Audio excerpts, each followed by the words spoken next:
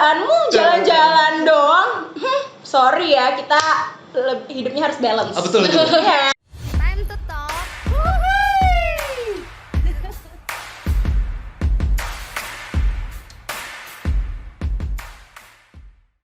Assalamualaikum warahmatullahi wabarakatuh. Waalaikumsalam warahmatullahi wabarakatuh. Balik lagi sama Viva di Time to Talk. Uhuy.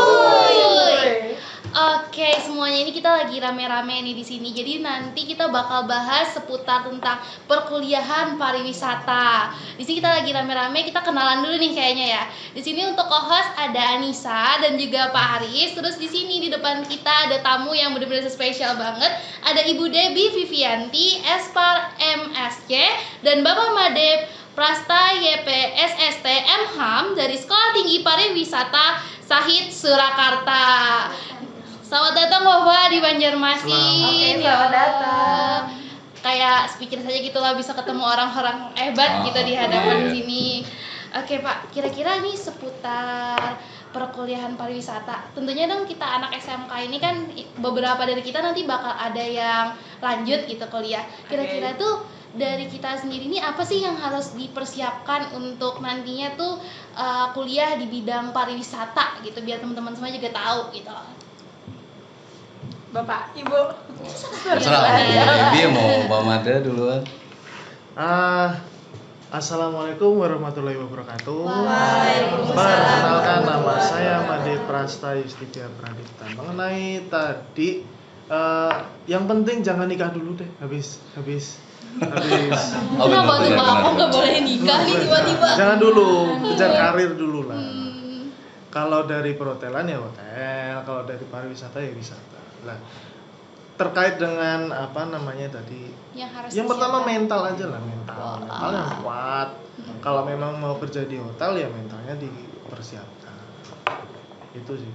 Tapi ya ada dana juga sih. Oke. Selain dana. Kalau dari saya ya, perkenalkan lagi nama saya Debbie. Kalau dari saya, yang penting itu niat dulu. Niat, terus pastikan dulu bahwa diri kita itu benar-benar memilih jurusan yang kita inginkan.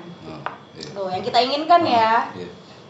Karena entah itu D3 atau D4 itu kan butuh waktu proses 3 atau sampai 4 tahun gitu kan kuliahnya. Apakah teman-teman mau nih selama kuliah itu mumet sendiri, pusing sendiri, kayak merasa terzalimi, saya kayaknya salah jurusan gitu kan. Kenapa saya masuk jurusan ini gitu kan, kayak gitu, hal-hal seperti itu sering terjadi dan itu kasihan sama diri kalian sendiri. Kenapa kasihan? Udah rugi waktu, biaya, tenaga, orang tua juga kan cari uang, kalian pasti minta uang ya, masih kan sama orang tua. Nah itu banyak aspek yang sangat merugikan kita. Jadi sebelum kita memilih memilih jurusan itu difikirkan dulu matang-matang. Itu yang pertama. Terus yang kedua, jangan ikut-ikutan temen. Jangan ikut-ikutan Kebanyakan temen. gitu sih, Bu. Kebanyakan gitu ya. Misal Oke. masuk jurusan ini ya ngikut aja deh biar ada teman. Gara-gara gitu. ada bestinya ya. Gara kita bestie banget, kita harus kemana-mana bareng gitu kan. Padahal nanti pas sudah gede kalian nggak mungkin bareng-bareng kalau bersamanya kan. Realistisnya seperti itu. Emang kalau nikah sepaket? Nah, Enggak lah. gitu. Enggak enten kalau misalnya suaminya sama. Saya langsung krik. Oke, aku lagi berpikir. Traveling bener pikiran saya. Lagi nge-freeze, lagi loading tuh lama ya gitu kan. Opening yang sangat Oke. luar biasa. Luar biasa, top. Yuhu tadi kan. Jadi gitu, jangan ikut-ikutan teman. Ada teman masuk jurusan A, ikut juga jurusan A. Ada teman masuk jurusan B, ikut juga jurusan B. Enggak. Jadi kita masih tetap bakalan berteman, tapi sesuai dengan passion kita masing-masing gitu. Jangan sampai nanti menyesal di kemudian hari. Terus udah selama proses kuliah udah selesai, terus lulus susah cari kerja. Gara-gara apa? Kita nggak menjiwai. Aduh, aku kayaknya kenapa ya aku masuk jurusan perhotelan gitu kan, disuruh bersih-bersih atau disuruh ngelayanin tamu, padahal aku sukanya jalan-jalan gitu kan, lebih ke pariwisata atau UPW gitu. Jadi harus niat dan konsisten gitu kan, konsisten selama proses perjalanannya. Gitu sih, itu hal paling basic lah. Yang lain-lainnya itu bisa mengikuti nanti. Bu Dewi, Pak Made, ada syarat khusus nggak sih masuk STP pariwisata? Misalnya tingginya mesti berapa, terus good looking haruskah, terus apa lagi, atau dari prestasi akademiknya harus nilai sekian atau seperti apa Ibu? Mungkin bisa dijelaskan Pak Made, Bu Dewi. Oke. Kalau jurusan pariwisata itu apa ya? Good looking itu kita nggak punya standar ya. Setiap orang itu beda-beda. Ketika mungkin saya lihatnya, wah ganteng nih, wah cantik nih, belum tentu kan di mata orang lain kayak gitu kan. Yang penting rapi, grooming gitu kan, gak bau badan kayak gitu kan, hal-hal yang seperti itu kayak gitu. Kemudian kalau tinggi badan itu ada beberapa mensyaratkan, dan juga ada memang beberapa departemen juga kayak misalnya FO dan lain-lain itu kan dia memang mensyaratkan seperti itu. Tapi kita jangan insecure, kan masih banyak gitu loh departemen lain atau prodi lain, apalagi di kalau misalnya UPW atau pariwisata itu tidak ada syarat khusus seperti itu kan. Jadi ya monggo aja gitu masuk di jurusan pariwisata. Di STP saya ada berapa prodi sih Bu? STP saya ada berapa prodi? Ada 3 sih. 3, apa tuh Bu? Apa aja tuh? Kalau di D1, D3 dan D4. Kalau D1 cuma ada perhotelan. D1 perhotelan. Kalau di D3 ada 3. Oh, Peminatan kalau kita. peminatan. Kuliner, perhotelan sama TV. D4 pun juga gitu. D4 juga. Oh. Jadi kalau D1 cuma perhotelan. Tapi yang paling favorit di STP Syahid sekarang? Semuanya favorit. Semuanya favorit. Semuanya favorit ya. Ayo masuk STP Syahid Surakarta karena semuanya favorit gitu ya. Oke. Bu, ini saya ada cerita dikit nih. Gimana? Tentang siswa, pernah kan siswa kami yang ngerasa insecure gitu. Tentang, kan dia masuk perhotelan, tapi ya tadi taunya tentang bersih-bersih. Ya tadi diledekin sama jurusan lain. Kayak pembantu, jurusannya jangan-jangan jadi pembantu. Jadi jurusan hotel yang di generasi itu sekarang udah lulus. Di generasi itu jadi agak insecure nih. Terus yang waktu saya masuk kelas kan agak diam tuh. Kenapa diam ya? Ditanyain seperti itulah. Nah, seperti sudah dikasih tahu baru bisa balik lagi semangat. Ya, alhamdulillah. Tapi bisa nggak Bu kita jelaskan, Bapak Made dan Ibu Dewi jelaskan hotel ini seperti apa sih sebenarnya, supaya adik-adik kelas kita yang di kelas hotel mungkin nggak insecure lagi. Yang normal aja insecure, apalagi cacat kan gitu. Siapa orangnya? Siapa orangnya? Saya orangnya dicari. Siapa orangnya? Jurusan mana orangnya? Mana orangnya Mari bawa kita ke cari sini. sama-sama. Oke. Boleh. Bawa ke sini ya orangnya ya. Siap. Oke. Buat siapa tuh alumni sini ya, semoga dia nggak insecure lagi lah. Buat adik-adik juga yang masih masih sekolah di sini juga jangan insecure. Jadi saya punya cerita.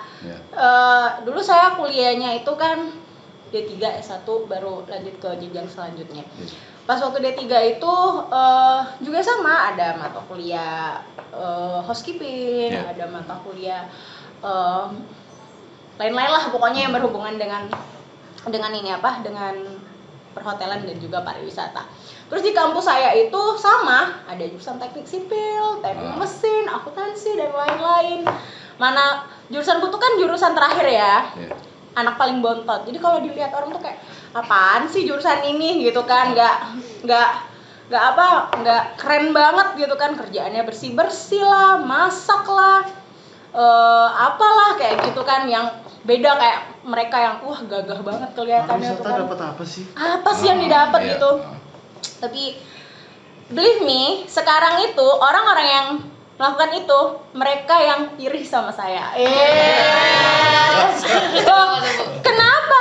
Kenapa gitu? Ketika bekerja, mereka kerjanya yaudah cuman di kantor aja gitu, duduk ngerjain apa gitu berhubungan dengan mesin dan lain-lain.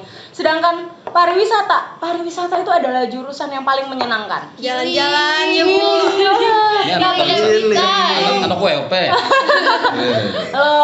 Pariwisata, kita kan bahasnya kan tentang pariwisata ya, pariwisata secara general.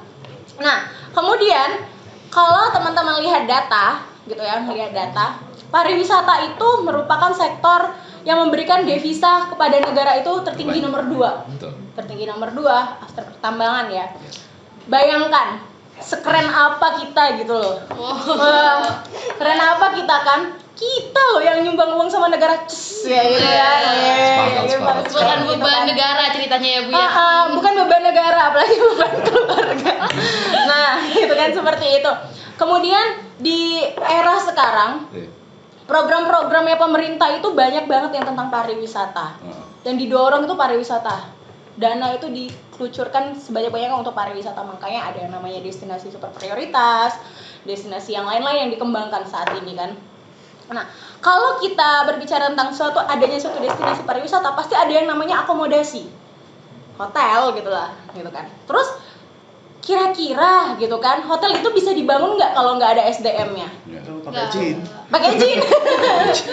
Nggak ada SDM-nya. Harus ada SDM-nya dong. Siapa SDM-nya? Ya kita ini, orang-orang perhotelan ini. Iya kan? Orang-orang perhotelan nggak bisa itu jalan, kita nggak bisa perputaran uangnya, terus juga kegiatan pariwisatanya tuh nggak bisa ketika nggak ada SDM-nya. Kita itu sangat amat dibutuhkan sekarang, makanya pariwisata ekonomi kreatif itu terus yang dijor-jorkan. Karena kenapa? Pariwisata itu adalah sektor yang wow gitu loh kan. Coba sekarang saya tanya sama kalian, ada nggak yang nggak butuh jalan-jalan? Enggak. Pasti butuh. Pasti butuh. Apalagi sekarang kalau namanya lagi healing galau. banyak. Dikit-dikit healing. Butuh healing Betul. gitu kan. Healing, dikit-dikit healing Bu, saya butuh healing Bu, kayak gitu kan. Tadi ada yang nanya sih, Banjarmasin tuh ada apa sih? Banjarmasin tuh ada apa sih? Terus habis itu kan ada Lok Baitan, Yes. ada mana. Itu kan pariwisata yang ngangkat.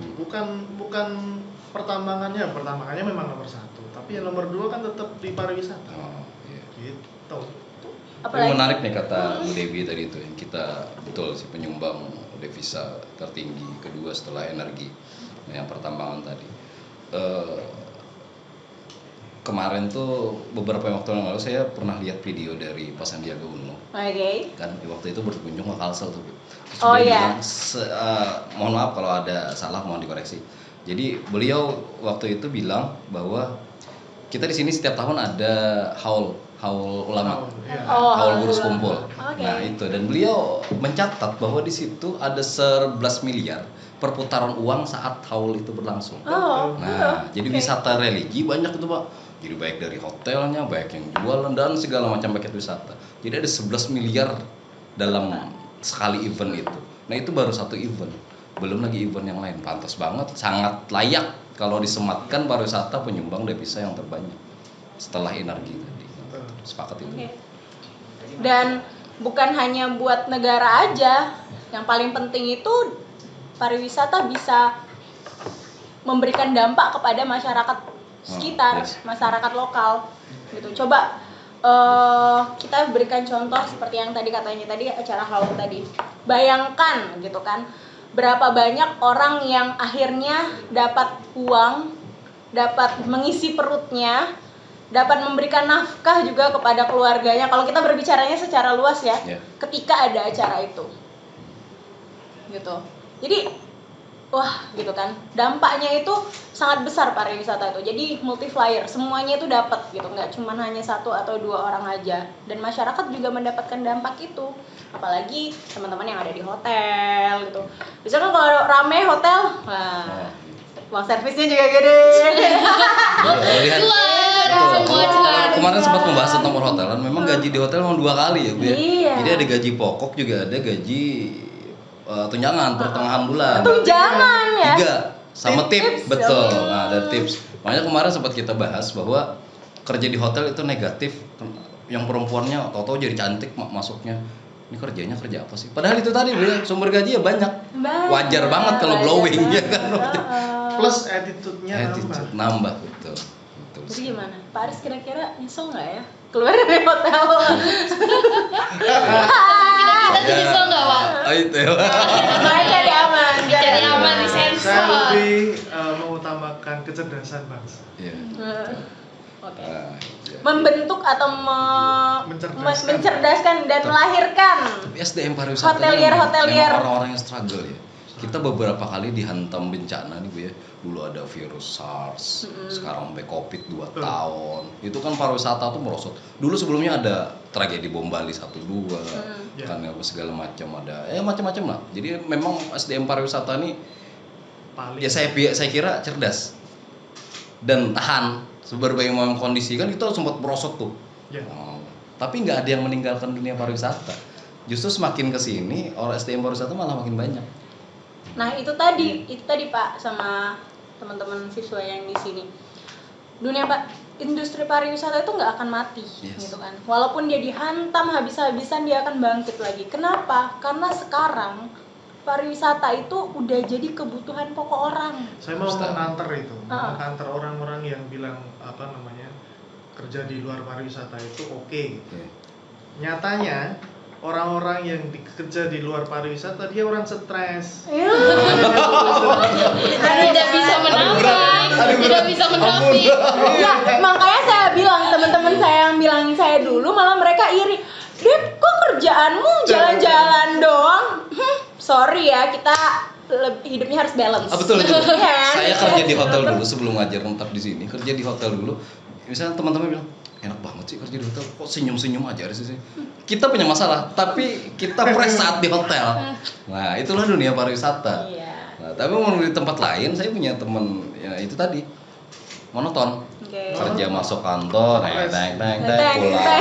pulang. Besok gitu lagi, gitu lagi.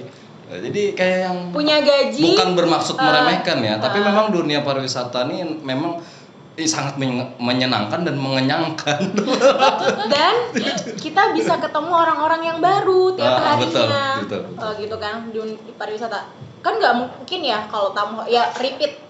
Untuk datang itu pasti ada, tapi kan tiap hari kan ketemu orang baru, berkunjung ke sini ketemu orang baru. Nah, kalau saya pribadi saya suka tuh ketemu sama orang-orang yang baru gitu. Insight kita tuh bisa berkembang gitu kan, nggak hanya di terpurung aja lah. Jadi percaya nggak nih beliau berdua ini dosen? Percaya. Enjoy banget ya. Jangan percaya. Saya bukan jajan. Kalau zaman saya dulu dosen ada yang seperti ibu, tapi banyak juga yang kaku. Nah, kalau lihat yang kayak sekarang kayaknya pengen ya masuk Sahid ya. Ketemu dosen-dosen yang milenial yang Boleh. Nah, sama dosen-dosen Sahid itu banyak yang muda. Jadi kita tapi udah punya pasangan semua, Bu? Nah, ada yang belum? Itu bisa kita kondisikan. Bisa kita kondisikan. Soalnya kalau ini banyak muda-muda nanti yang cewek masuk atau cowoknya masuk, wah jangan-jangan nanti jadi biro jodoh nih. Jangan. Kalau mau daftar langsung. Oh gitu. Tolong editornya diedit di sini. Iya. Saya kemarin yang sama Pak Jasanta itu, Pak Jasanta direkturnya. Yes. Direkturnya STP Sahid tuh kemarin itu beliau bicara bahwa dosen-dosen di tempat kita itu mesti wajib punya jurnal.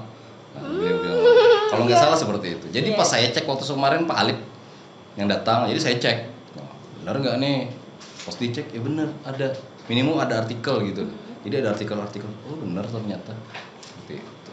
Jadi memang yang bukan dosen yang asal jadi dan memang di STP Sahid ya memang dosen-dosen yang memang berkompeten, jadi menghasilkan yang lulusan-lulusan yang juga jago-jago di bidangnya kan. Terima kasih sekali. Karena kita rekening saya masih terbuka. Karena kita akademisi ya, jadi kalau akademisi itu selain mengajar kita juga harus publikasi, gitu kan. Jadi makanya harus ada publikasi jurnal gitu. Kebetulan dua ini juga. Kebetulan Pak Made ini kepala LP2M, ya Pak ya? Apa tuh, Bu? Ayo Pak, jelaskan. Apa itu Pak? Nah, gimana sih? Apa LP2M dulu? Lembaga apa sih? Gimana? Kami bertanya-tanya nih. LP2M itu adalah lembaga penelitian dan pengabdian kepada masyarakat. Lembaga penelitian dan pengabdian kepada masyarakat. Jadi kalau kita jalan-jalan, kita menemukan sesuatu, oh ini kurang nih, bisa jadi penelitian. Gitu. Bisa jadi misalkan desa wisata atau apa gitu. Oh, ini kayaknya bukan ini nih, bukan wisatanya kurang nih. Nah, itu baru nanti kita teliti di situ. Ini first time-nya saya ketemu Bu Devi, Pak Made. tapi kayak udah jadi teman lama. Kenapa? Karena itulah orang pariwisata, sangat mudah bergaul dengan orang yang baru ketemu. Nah, coba seandainya Ibu Debbie dan Pak Made bukan orang pariwisata, mungkin saya perlu waktu untuk bisa seperti ini kita bercanda. Orang pariwisata seperti langsung frekuensinya langsung klop. Nah, itu orang pariwisata. Ya. Oh, saya. Kalau saya itu di bagian kepala publikasi dan jurnal gitu. Kayak pas ya. Pas banget. Publikasi dan jurnal gitu. Jadi ya itu makanya mendorong teman-teman yang ada buat ayo menulis kayak gitu kan, biar ada yang dipublish gitu. Jadi salah satu cita-cita saya itu sebagai dosen itu adalah kalau ngetik nama saya di Google yang keluar tuh tulisan-tulisan saya. Gitu kan. Jangan ngetik di Google yang keluar kasus nih. Aduh. Jangan. Jadi kalau ngetik nama di Google itu yang keluar tuh tulisan-tulisan keren ya, karya. Nah, tadi menyambung juga apa yang dibilang sama Pak Aris. Kok kenapa sih kalau misalnya orang sesama orang pariwisata ketemu tuh langsung kayak akrab banget gitu kan? Itu karena memang itu tadi orang pariwisata kan harus ramah gitu kan, harus mudah bergaul gitu, harus senyum ya tentunya. Tadi kita di pagi tuh sama Pak Aris juga tuh diajakin ke Lokbaitan. Aduh, asik nih Bu. Nah, saya mau kasih tahu ya, minusnya orang pariwisata tuh satu. Kalau dia jalan-jalan, kalau dia healing, dia tidak akan pernah bisa healing 100%. Kenapa tuh? Betul. Karena dia akan melihat sekitar, wah ini kayaknya ada yang kurang. Wah nggak kayak gini nih pariwisatanya, wah nggak kayak gini nih pengelolanya. Believe me kayak gitu kan. Makanya tadi pas waktu jalan-jalan, saya nggak mepet Pak Aris. Saya mepetnya Bapak supir kelotok. Saya Bapak supir kelotok nanya-nanya gitu kan, nanya-nanya terus. Tadi pas baliknya sama Pak Made juga lihat tuh, wah di pinggir-pinggir itu ini destinasi pariwisata tapi pinggir-pinggirnya banyak rumah-rumah apung, terus yang kayak gini, wah gitu kan, banyak yang mandi, banyak MCK gini, kira-kira gimana ya kalau ya tapi itulah khasnya ya. Jadi nggak akan pernah bisa healing 100%, itu sisi negatifnya. Tapi cuma satu sisi negatifnya, tenang, yang lainnya positif semua. Kalau cuma itu aja sih. Jadi kalau kita jalan-jalan tuh kayak, karena kita terbiasa ya dengan hal-hal seperti itu, kayaknya nggak harus kayak gini deh, kayaknya ini bisa dikembangin kayak gini. Nah kayak gitu. Di hotel pun juga sama, karena kita paham tentang perhotelan. Dan teman-teman misalnya teman-teman hotel datang nih ke hotel terus sama mbak FO-nya tuh judes cemberut kan, enggak di sekolahku nggak kayak gini ngajarnya, Pak Aris nggak kayak gini ngajarnya. Jadi kita ada perbandingan ya sama apa yang kita apa yang kita dapat di sekolah sama yang diterapkan di lapangan. Sama ini nih yang berat, bebanku berat, Pak minta dibantuin bisa nggak gitu. Apa yang bisa dibantu gitu. Lebih peka empati jalan. Kita bawa berat bareng-bareng kayak bellboynya atau apanya tuh ya udah nggak peduli, lu jalan aja kan, nggak kayak gitu. Jadi kita bisa mengcompare lah ilmu yang kita dapat sama apa yang ada di lapangan. Belajarlah ke Pak Aris. Belajar lagi ke Bu Devi dong. Jadi kita lempar-lempar lagi. Kita lempar lagi aja. Karena memang dasarnya itu kan dari SMA ya. Yes. SMA itu kan dasar dari SMP yang nggak tahu apa-apa dikasih bekal di SMA. Karena kalau di kuliah itu kan kita tinggal mengasah aja. Tapi yang paling dasar itu di SMA harus benar-benar kebal dulu. Yes. Basicnya harus kuat dulu ya Pak, karena ini pondasinya. Gara-gara Pak Aris. Bu, sepakat nggak sih seandainya kita nih, misalkan saya masuk prodi hotel, adik kita masuk, adik lagi. Dede. Misalkan mereka masuk ke program keahlian hotel, tapi ternyata magang ya bukan ditempatkan di hotel. Misal seperti itu, gimana tuh Bu? Bisa menurut Ibu bisa efektif kah? Atau misalkan bisa lah dia out of the box, bisa, tapi apakah efektif terhadap pendidikannya sendiri waktu kembali lagi nanti? Atau seperti menurut pandangan Pak Made sama Ibu? Oh saya dulu, Bapak dulu, Bapak dulu. Ibu dulu aja. Oke, saya dulu, ladies first ya. Kalau saya sih sangat menyayangkan ya Pak ya, gitu. Kalau bahasa Jawanya tuh eman-eman ilmunya gitu. Karena kenapa? Makanya saya bilang tadi dari awal, ketika kita memilih apapun, memilih jurusan, memilih kalian aja kalau misalnya beli baju pasti dipikirin dulu ya, baju yang mana, ini kan warnanya apa, mau Lebih jadi cewek ya? mau jadi gadis kue, gadis bumi atau gadis mamba. Kan itu kan pasti. Oh tahu ada garis mamba. Aku roaming nih. Aduh, gimana nih Pak Adis sama Pak Made? Gak paham, makanya kan aku sama mereka tuh Oh, seangkatan, gitu. kita paham ya, gitu kan, Garis kayak gitu mamba, aja. bisa nyaut gitu guys, mamba ujungnya. Kalau kami tim samba.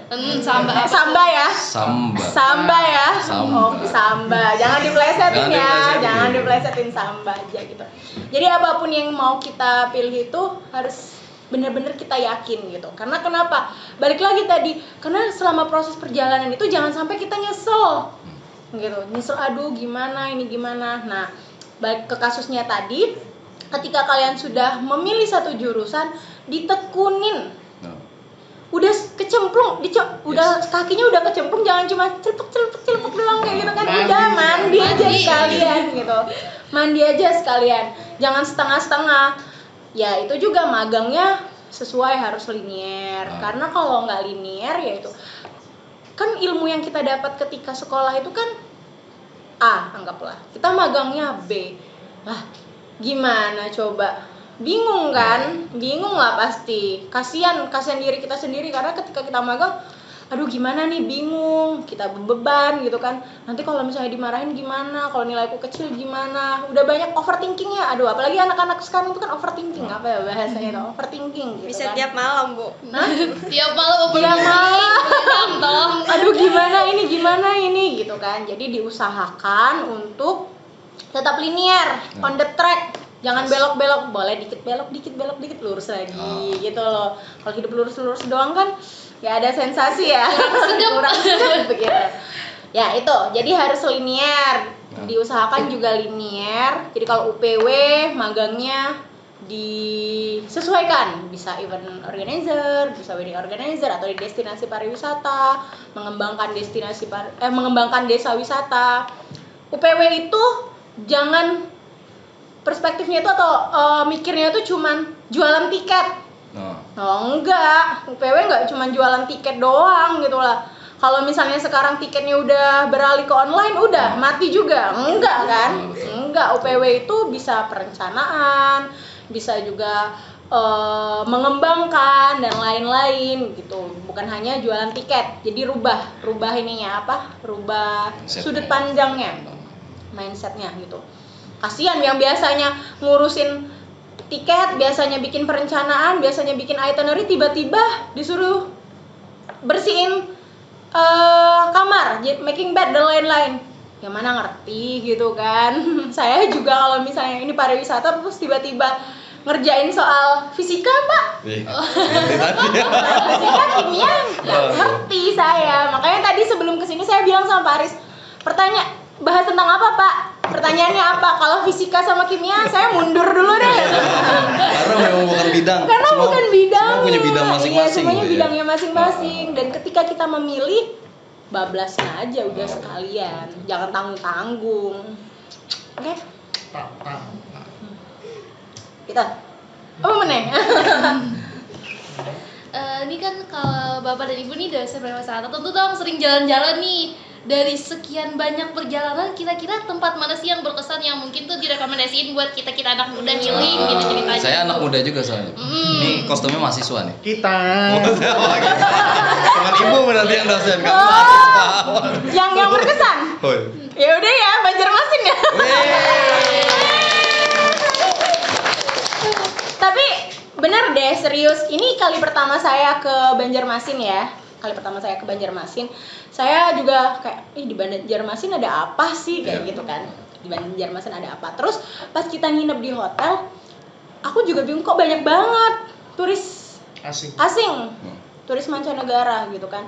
Mereka kesini ngapain sih gitu kan? Orang kayak gini aja.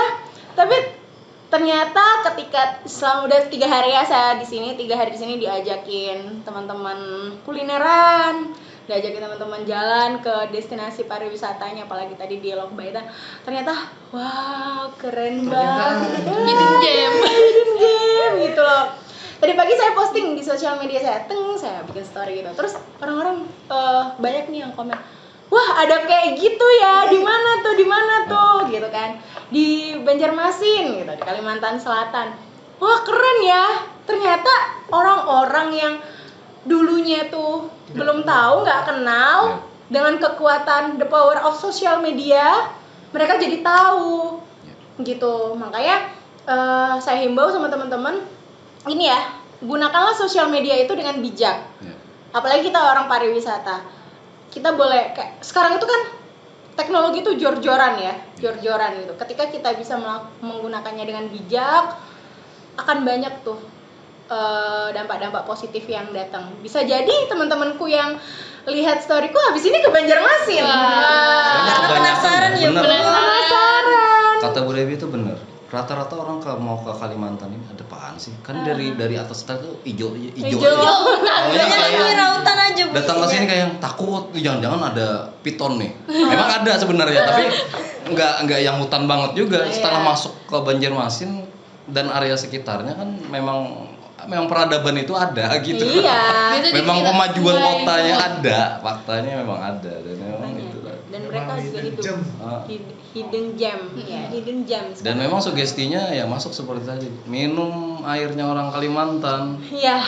Nah, jadi kemarin akan balik katanya lagi. Kalau minum air Banjar itu balik lagi ke sini ya. Makanya dari kemarin itu saya minumnya nggak mau dari botol, dari teko langsung. Tapi pas di hotel breakfastnya minum air Banjar juga. Jangan dibuka kartunya, biar ini apa namanya tuh kayak pencitraan lah. Gitu kan. Tapi biar balik lagi ke sini. Jadi memang menarik ya Bu Devi ya. Waktu tadi saya makan nasi itik gambut gitu bawa kan kemarin tadi itu. Terus saya makan kan pakai kecap loh. Terus tanyain sama Bu Devi, loh kok kenapa pakai kecap? Ibu jalan-jalan kemanapun ketemu orang makan yang pakai kecap, samperin deh, pasti orang Banjar. Nggak tahu juga kenapa kayaknya tuh yang memang kalian juga ya. Iya, sesuka itu sama kecap nggak bisa terpisah. Sampai berumuran Pak. Tapi belum dijadiin kuah kalau bisa Pak. Iya tadi restoran nasi Padang di Banjarmasin juga nyediain kecap, padahal aslinya Padang kan nggak pakai kecap juga. Iya. Nah, tapi satu, kami nggak bisa makan kecap saat di KFC. Nah, Masa iya. Pak kecap Gak ada kayak di McD, KFC gak ada kecap. Dibawa abis ini dibawa Iya, kemana-mana maksudnya bawa gitu. kecap ya. Kan ada sasetan. Oh iya betul. Iya jadi tadi makan sama Pak Made tak cicipin, wah manis ini kan. Makanya kita ini pedes nggak ada kan yang sambal iya. pedes, tak tambahin sambal pedes karena ngerasa itu manis. Mana kami berdua tuh kan pencinta pedes kan. Terus tiba-tiba Pak Aris datang, teman-teman lain datang, buka nasi, kecap. Waduh, mana banyak banget kecapnya. Apa rasanya lagi tuh nasi? Sampai di videoin loh Sampai saya videoin loh. Kayaknya saya viral deh di Iya, kalangan teman-teman Bu Devi itu. viral di kalangan Wah ini aneh teman-teman banget cara makan gitu. Ya, gitu Emang kan, tidak kok. bisa terpisah dengan Tapi kecap. enggak Pak, maksudnya saya punya temen Ya. orang Banjar juga, teman kuliah, makan lotek pun tuh pakai Oh, kecap gitu kan. Lotek pakai kecap. Selama ini saya kayak ngerasa, apaan sih nih orang kayak gitu kan, maksudnya kemana-mana tuh makannya pakai kecap. Karena ini ya, cuman satu orang ya yang ada di hadapan saya. Iya. Setelah saya datang ke sini, oke, ternyata ini adalah kebiasaan alamiah Iya. orang Banjar. Abis ini, makanya tadi saya bilang sama dia, mulai sekarang saya tidak akan lagi memperdebatkan dunia perkecapan Anda. Saya tidak akan lagi memperdebatkan dunia perkecapan Anda karena ternyata di sini memang orang-orangnya pada pakai kecap daripada saya diserang kan. Nah, jadi oke, close case untuk urusan perkecapan. Kalau aku punya kecap Bang Tit, Bang Jago. Kalau tadi sempat kesebut bener kan? Ada masuk iklan. Bisa nggak? Kayaknya pengen nyebut nama Kecuali ada sponsorship nggak ada Iya, masalah. iya. Tak masuk. Kalau tolong sponsor silakan masuk ya. Ayo. Sambut terus. Siapa ya nama anak kecap itu? Maliki. Oh, Malika. Malika, nah masukkan itu sponsor Malika. Maliki. Aduh, ternyata. Oke, gimana Pak Made? Apa nih? Kalau ada kecap. Jadi ngeblank lagi tahu. Gara-gara Malika. Gara-gara kecap nih. Sesayang itu sama Malika. Sesayang itu Sesayang sama itu. Malika. Kamu berasa kayak anak sendiri tadi. Oh gitu. Malika kayak anak sendiri. Sekarang aku mau tanya dong. Ya. Di Banjarmasin itu pariwisatanya selain Lokbaitan apaan? Ayo. Boleh dong. Selain Yang sering healing anak muda. Apa ya? Tiba-tiba ngeblank. Ayo. Bu, googling aja bu. Di luar skrip loh ini. Di luar skrip loh. Ayo orang-orang pariwisata masa nggak tahu. Misalnya nanti kerja di hotel, Mbak kira-kira rekomendasi destinasi Itu yang pariwisata di daerah mana? Siring. Aduh, di mana ya? Apa? Pasar Patung. Patung. Pasar Udah. Terus apa sih Patung. namanya? Bekantan. Patung Bekantan. Terus inian.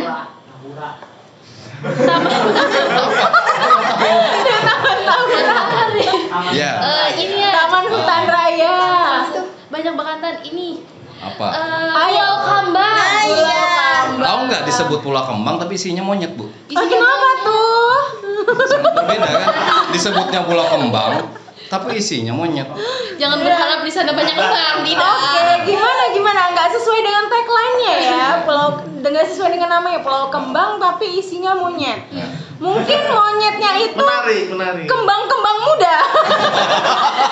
Kembang-kembang Maksudnya seperti apa tuh? Maksudnya gimana? Oh, kayaknya perlu dibawa ke sana. Ya, iya Mak. Oh iya, nanti ya ajak saya ke sana ya. Cantik. Oke. Biasa tuh anak-anak muda tuh dari pagi-pagi nih subuh gitu, terus mereka ke Pulau Kembang. Biasa kayak giling-giling naik kelotok gitu. Oh gitu. Nanti Ya, pakai kelotok, Bu. pakai kelotok Iya, ya Bu. di sini. Padahal nyawa saya udah diombang-ambing. Judulnya duduknya di bawah apa di atap nih, Bu? Di atap sama di naik apa? Perahu Jukung, kecilnya jukung, naik jukung. Jukung. Jadi pagi tadi Bu Debi itu naik jukung kan tadi. Jadi ekspresinya tuh luar biasa tuh. Sangat menggembirakan saya ekspresi. Kayak mungkin pada aduh kayaknya monyet Iya, soalnya apa? Dukungnya. Ya, jukung. Jukung. Kalau dukung nunggu pemilihan kita, Bu. Dukung. Jangan enggak. 2024 masih lama. Oh, masih lama. Naik jukung itu kok saya merasa ini tidak adil. Punya Pak Made itu jukungnya itu lebih besar gitu.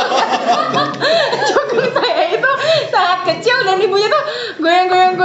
Kan saya baru pertama kali, walaupun saya itu aslinya dari Palembang, banyak juga sungai-sungai, tapi saya nggak pernah naik kayak gitu. Jadi pertama kali itu naiknya tuh di Banjarmasin, di kota orang. Nggak lucu ya kalau kecemplung di kota orang gitu. Kalau kecemplungnya di kota sendiri itu masih ada keluarga.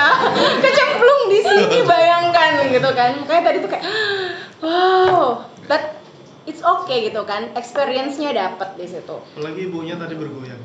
Ibunya bergoyang dan berpantun. Pak Made punya pantun. Oh, nggak punya. Oleh-oleh dari situ ya pantunnya ya.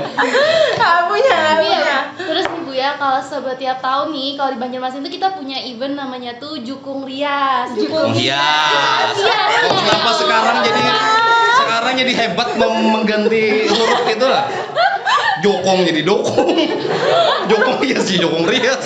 Ini bentar lagi nih, Sa. Mau diganti apa kira-kira? Itu Ya dimaklumi lah Pak, namanya Dimaklumi. juga perempuan. Oh iya. soal pendapat tidak Bu. Oke, namanya juga perempuan ya. Oke, deal ya. Oke. Kalah di Pasal 1, perempuan Selalu benar. satu frekuensi. Pak ada minat mau kayak jilbab? Dimaafkan, biar benar gitu benar. Dimaafkan karena perempuan yang salah dimaafkan. Oke, next gimana? Jadi jukung juga tuh ntar dirias dengan berbagai macam tuh biasanya kalau misalnya malam nih ya, jadi jukungnya itu jadi ada lampu-lampunya, pokoknya tuh anak Banjarmasin pasti udah datang ke situ.